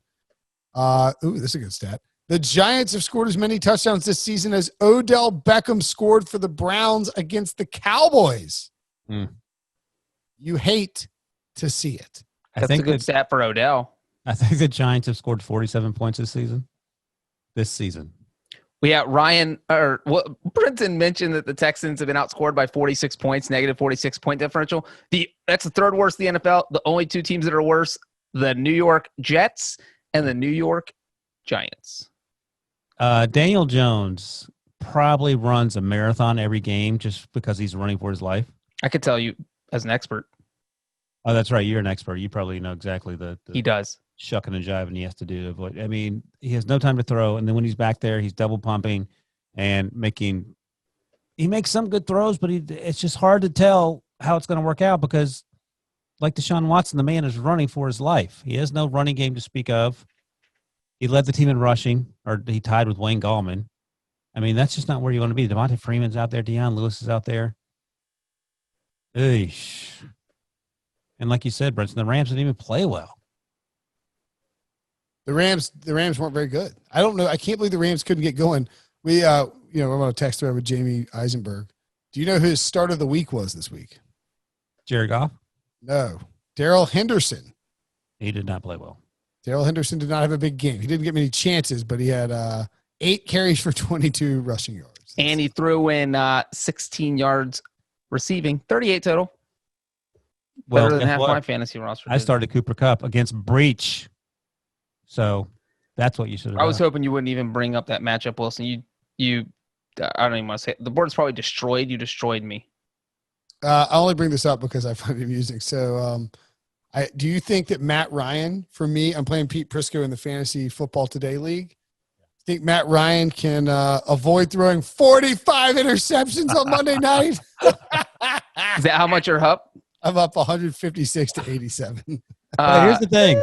I have Matt Ryan, Marquez Valdez-Scantling, and Travis Kelce. So on this team, I had Joe Mixon and Odell Beckham and Will Fuller. Wilson's beating me by 21, and I have Aaron Jones left. I was like, I could win this with Aaron Jones. Then I saw Wilson's roster, and he still has Patrick Mahomes. So I don't want to talk about it. Anyway, yeah, I mean, I don't know what to do. I thought the Rams were going to slaughter the Giants. It's a little bit. I mean, the opening drive, they marched right down the throat. It was 7-0. It was like, oh my God, they're going to win this game 42-7. Yeah. That is what it felt like. Let's see. The Giants The Giants went punt, punt, field goal, punt, field goal, punt, field goal, punt, turnover on downs, interception. Is it just possible that they didn't have a drive over 58 yards? The Giants defense actually played surprisingly well. That has something to do with it. They were sort of stiffening, and they haven't done that this season. You watch all these games with some of our producer friends up in Stanford. What were Rob and Scott? How were they react? As Giants fans, how were they reacting? I didn't get to watch it with Scott. I watch usually the Giants games every week with Rob, and he expects the worst to happen every single time. I mean, he was surprised at how well they played. CBS Sports HQ producer, of course. Yeah, he was surprised at how well the defense played in this game, but it's the Daniel Jones running for his life and the incompletions and the sort of mistakes that just pile up, and there seems to be no rhyme or reason from Jason Garrett what the plan is, and that sounds about right. I feel like Jason Garrett's probably in over his head because you went from having Zeke and Dak and Amari and all these weapons to having no weapons, having what Brinson just said, train wreck offensive line. You design a play if you need 2.5 seconds to run it. You don't have 2.5 seconds, so you can't run the play. So you just lost 50% of your playbook, and you have to go redesign it all, and you can't do that, especially when Aaron Donald is rushing the passer here. Daniel Jones got sacked 5 times. I mean, it was atrocious. It really felt like the Rams just went through the motions to win this game. There wasn't – I don't know. I don't want to say it was a trap game, but they were coming off the loss in Buffalo where they had to fly across the country, come back home, play this game, and they have to fly all the way across the country next week to play Washington. It was just like, let's just get here. Let's beat the Giants and move on. Yeah, I think that's right. I mean, we were talking about the Seahawks traveling across the country, and they found a way to win. The Rams found a way to win after traveling to Buffalo last week. Yeah. It's these games, the drive logs are weird. Well, I will say one thing about the drive log. Towards the end, fourth quarter, the Giants had 4th and 4 from the Rams' 48-yard line. Just under 10 minutes left in the fourth quarter. They're trailing 10-9, and they decided to punt it. I thought they should have gone for it. Yeah, they cut it to 10-9. It was close. They had chances. Yeah. But again, this is a football team that hasn't scored in 2 weeks. Jalen Ramsey and Golden Tate got in a scuffle, and they will. The NFL, according to Tom Pelissero of NFL Media, will review that. Fines could be coming, but probably not suspensions. Well, the backstory. Jalen Golden Tate. No, I don't. I have no clue. Jalen Ramsey. Yeah, go Ryan. You got it. Jalen Ramsey has 2 kids with Golden Tate's sister, but they have since broke up. And I think last year at some point, Golden Tate said in the media that he didn't appreciate the way Jalen had disrespected his sister. And there was a play in the game, second half, where Jalen form tackled a dog doo-doo out of Golden Tate. I mean, it was he rocked him. And I don't know what was said then. I don't know what they were whinging about afterwards. But, as B-Mac said, you got to keep that stuff in-house. I'm hop in real quick with just a little cross promo involving our friend B-Mac. There you go. Tomorrow on All Things Covered, new podcast with Patrick Peterson and Brian McFadden. Our guest, Jalen Ramsey. Oh, unless he is, talking to the commissioner about something that happened on Sunday. We planned this with Jalen last week. He will be on with us. We will ask him about this. So awesome. Download, subscribe anywhere podcasts are found. Nice. Debo, let's get some audio and play it. You got to get audio and play it across the platforms. You got to do the ESPN car wash thing. If he gives a good answer, we fire it out to everywhere. And all of a sudden, All Things Covered is like, up in a tiny little corner box in some kind of, not properly credited, but yeah. What's that?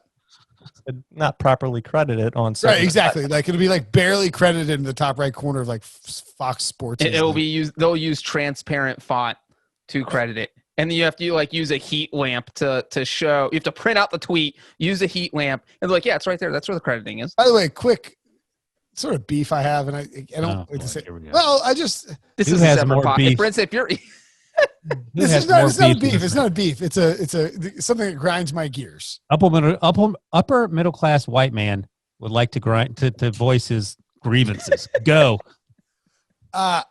With the way that social media is structured currently, when a play happens, and the NFL like tweets out a video about it.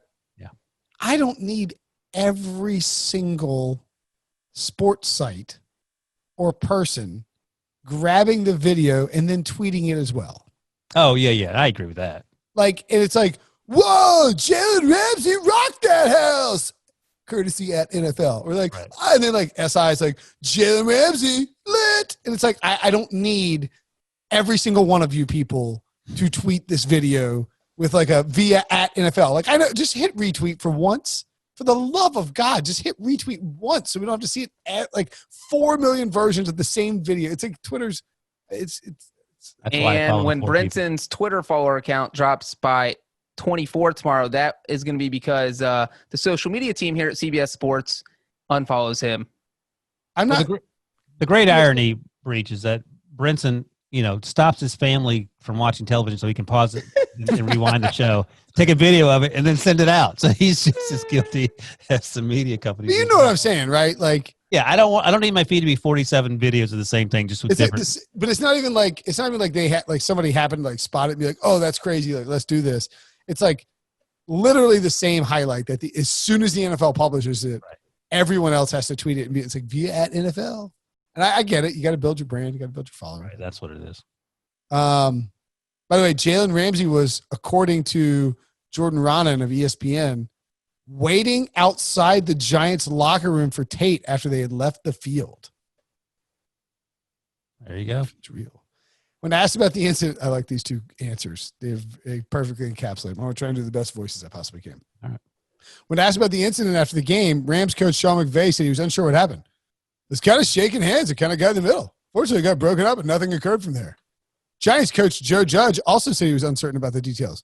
Obviously, we want to do our fighting between the whistles for 60 minutes. I don't know all the details, so I'm going to reserve comment until I find out everything. Is it English? Is that British? Did I get British there? I don't know. You got fancy at the end there. Okay. All right. Yeah. Well, best of luck to both of them. Hopefully no one gets hurt. Yep. Moving along. The Ravens 31, the Washington football team 17. Boy. The spread pushes, and the over 45.5 hits. The top fantasy performer here, Lamar Jackson, 28 points. Antonio Gibson and Dwayne Haskins both had 18, and Mark Andrews, 17. By the way, Lamar Jackson, a gorgeous 50-yard run. Undoubtedly tweeted by every single social media team around the planet. It was sick, though. The longest run of his career, which is sort of hard to believe. 50 yards is a long way. Dwayne Haskins, 314 passing yards at his career high. First career 300-yard passing game and the most passing yards by a Washington quarterback since Case Keenum of Week 3 last year. Case Keenum. Okay. Do you think that were you impressed enough with Lamar's bounce back after that putrid Monday night game? Yeah, I thought you were going to ask me if I was impressed enough with Dwayne Haskins. I think yes for both. I mean, obviously Lamar Jackson. There was buzz that Dwayne Haskins was going to get benched. Yeah. And did he do enough? I guess. But again, that it was sort of mop-up time. He has one receiver in Terry McLaurin who is unstoppable. He's so good. Lamar Jackson can beat anyone as long as they're not dressed up in a Kansas City Chiefs uniform. So that's what we know. And that until he clears that hurdle. And as long as it's not January. And I was going to say, Breech will forever dog him for going 0-2 in the playoffs. I'm not here for this. Let's see if he wins a playoff game first. I mean, this is what you have to do, though. If you're the Ravens, you got manhandled in Kansas City. You got to beat down the teams you're supposed to beat down. And that's exactly what they did here. I mean, they put this game, they jumped out 14-0. I don't think anyone, whether you're a Washington fan or a Baltimore fan, if you're a Washington fan, you never thought your team was winning. If you're a Baltimore fan, you never thought your team was losing.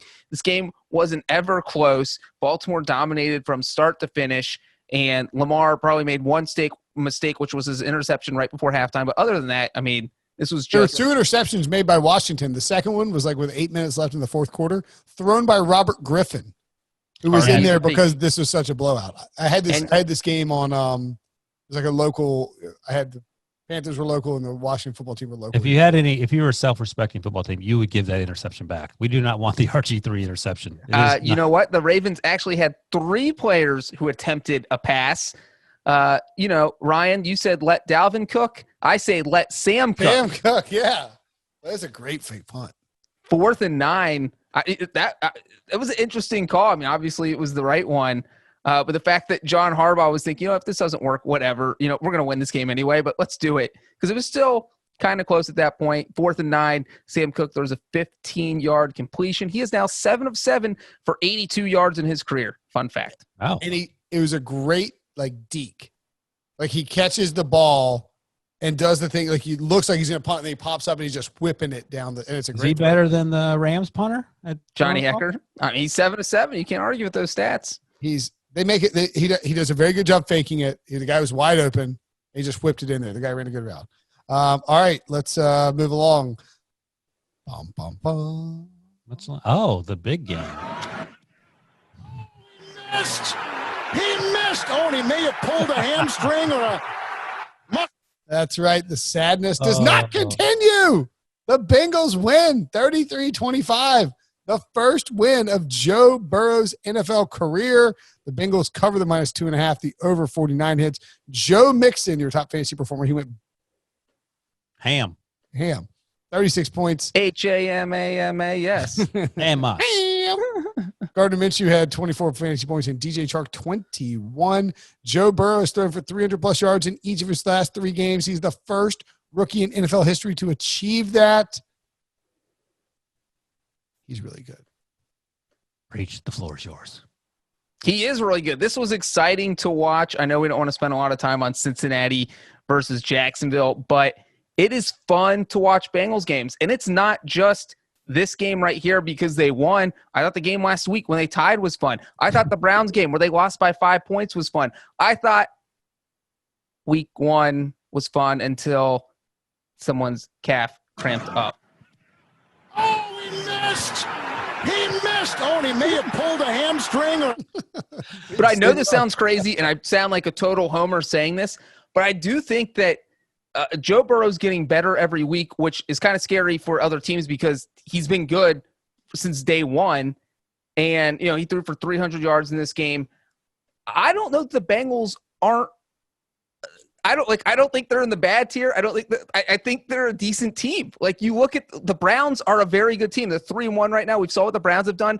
They were in a game with the Browns. We've seen what the Chargers have done for the past few weeks against the Buccaneers, against the Chiefs. The Bengals probably should have beaten the Chargers, and we saw what the Eagles did on Sunday night against the 49ers. The Bengals played them to a tie. So I just think that maybe the Bengals are an underappreciated team right now. Let's settle down, Skippy. No, I think this year the whatever, but next year Brinson will be the one to pick them to win the division. Calling it now. The Bengals are 1-2-1 with a 0-point differential. But here's the thing. Randy Bullock went 4 for 4 in field goals on Sunday. If he had just shared one of those field goals with the week 1 game, they would be 1-1-2 right now. I can't play anymore. No, they would be 2-1-1. No, they only 1-1. You're giving the tie. You're assuming a tie. Sure. Okay. The Bengals could very easily be 3-1 right now. Not very. You always say that. Not very easily. I mean, they could have beaten the Chargers. They should have beaten the Chargers. Should have tied them at least. They could be 4-0 right now, to be perfectly honest. They could be 4-0. It's not absurd. Okay. Saying the Jets would be 4-0 right now, that's absurd. Saying the Bengals, the Lions would be 4-0 right now. Right, the Bengals are 4 plays away from being 4-0. I will say probably more like 14, but still. Breech is right. Joe Burrow is awesome, and he is. But that's the thing. It's not that the Bengals are a good team right now. Joe Burrow's just awesome. Well, Joe Mixon finally showed up in terms of scoring and getting in the end zone. Jaguars are terrible. Who? Jaguars are terrible.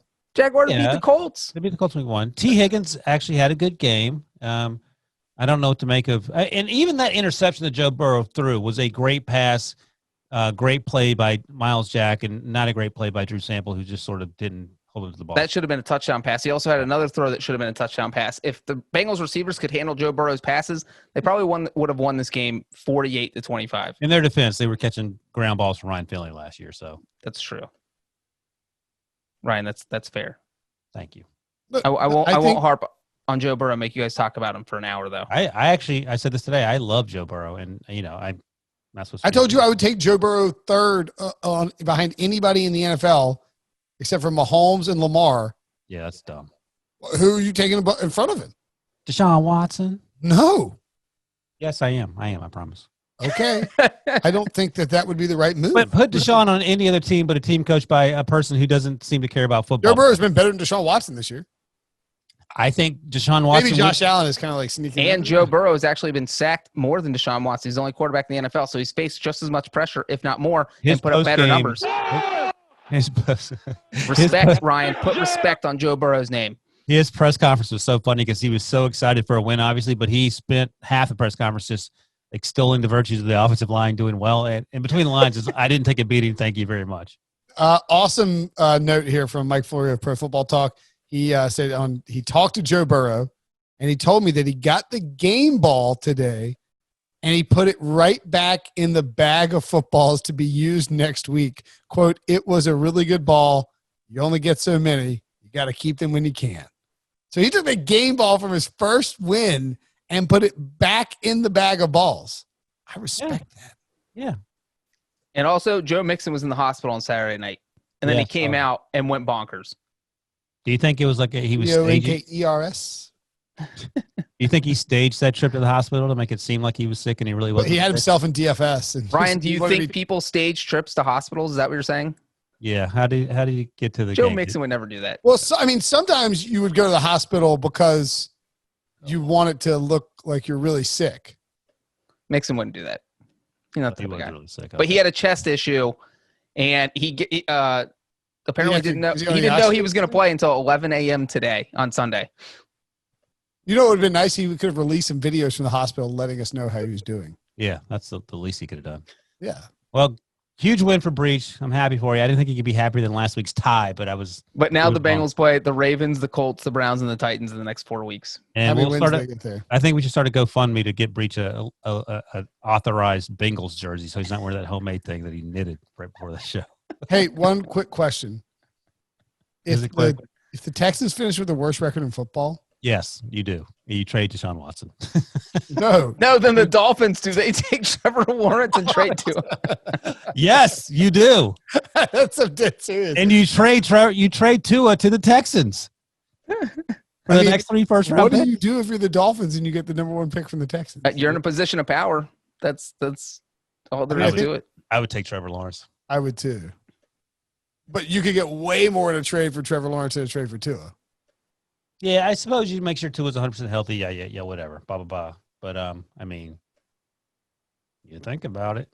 All right. That would be crazy. You're like, oh, we didn't think we'd do this. We're not even bad. We didn't think this was coming. All right, the Panthers beat the Arizona Cardinals. Speaking of teams taking quarterbacks in back-to-back years and being disappointed in them suddenly. I know. 31-21, Carolina wins.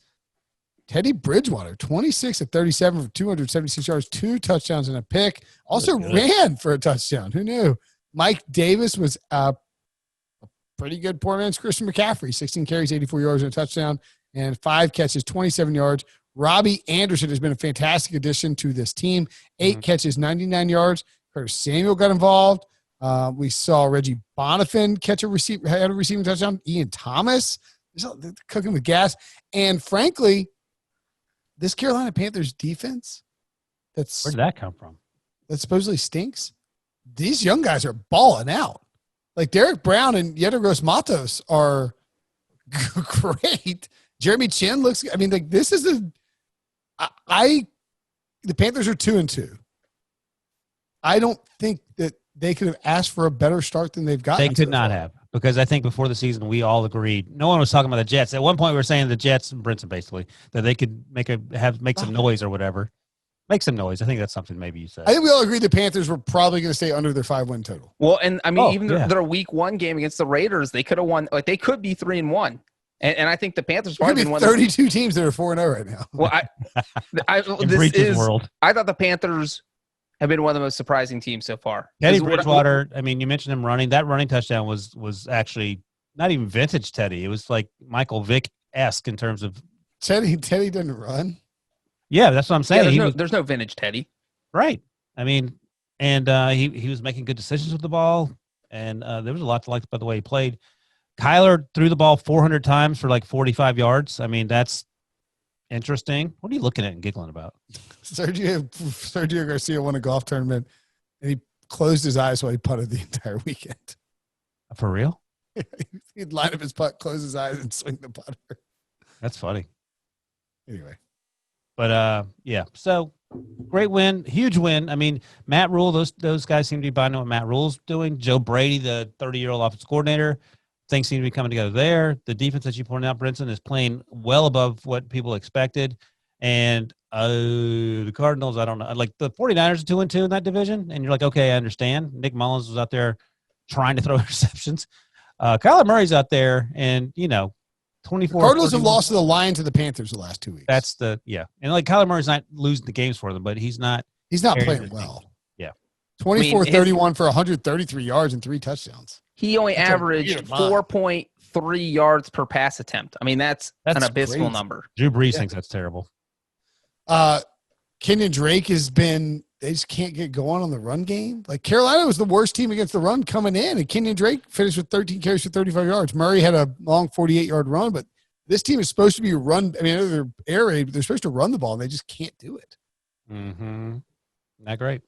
So, I mean, they're in a bad way in that division. I mean, they could presumably reel off 10 straight wins, but I don't think they're going to. It drives me absolutely nuts when you Google Cardinals schedule and they give me the St. Louis Cardinals schedule. They play the Jets next, Brinson, if that makes you feel any better. Jets, at Dallas, versus Seattle at home before the bye.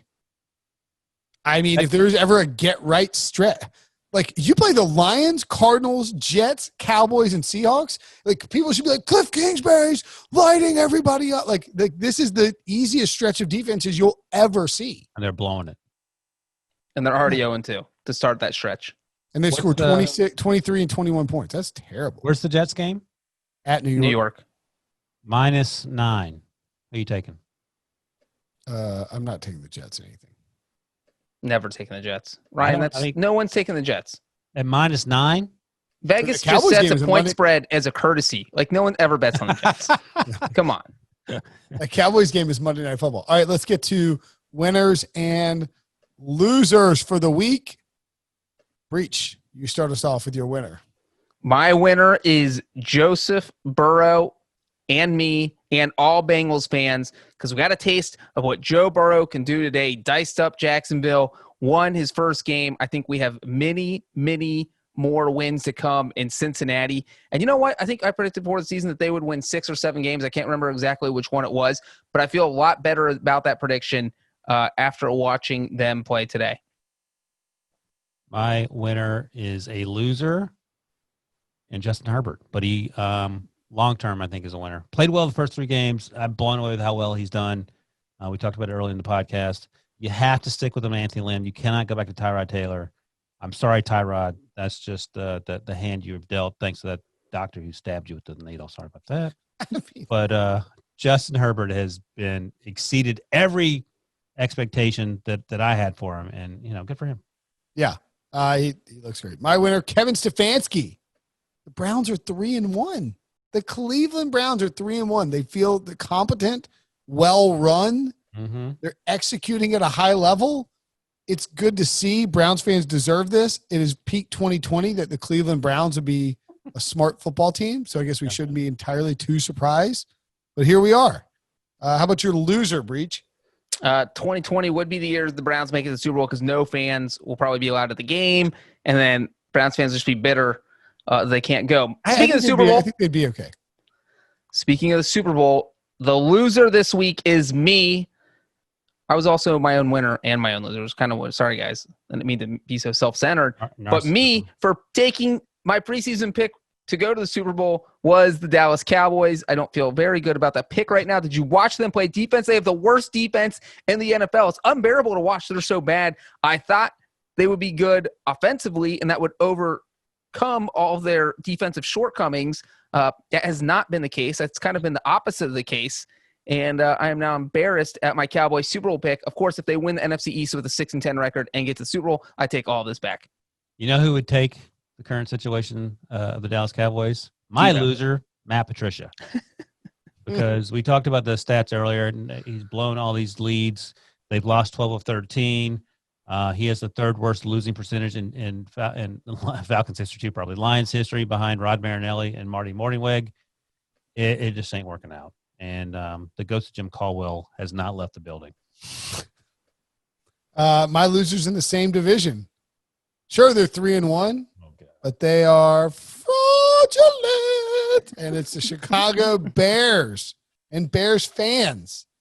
You got up in my Menchies trying to say that you guys were good, that you were 3-0. It didn't matter how you got to 3-0, that I was a clown for picking the Bears to score 3 points in a game based solely on the fact that Bears fans seemed like jerks. And then you actually almost went out and scored 3 points. You did it. You did it. You swap quarterbacks. Nick Foles. You think Nick Foles is your savior? Get lost. You guys stink. You're fraudulent. If you get to 8-8, it's a win for the year. I'll see you in December. That's the wrong dunk-dong. All right. That's it for the show. For Ryan Wilson and John Breech, I'm Brinson. See you later.